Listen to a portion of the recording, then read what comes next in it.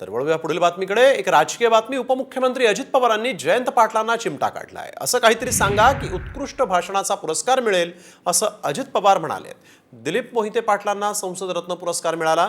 या चाकण येथील कार्यक्रमात अजित पवारांनी हे वक्तव्य केलं।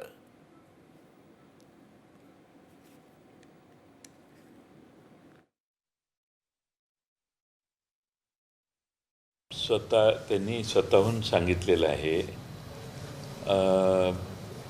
हे सध्याचे जे अजित पवार आहेत ते अजितदादा हे अरोरा नावाचा जो कन्सल्टंट आहे, त्यामुळं हे सगळं जे आहे ते अरोरा साहेब सांगतील तसं ते बोलतात, असा माझा अनुभव आहे आतापर्यंत। हां, नाही, हे खरे हे असे अजितदादा नाहीतच। दादा कसे आहे ते सगळ्या महाराष्ट्राला माहिती आहे।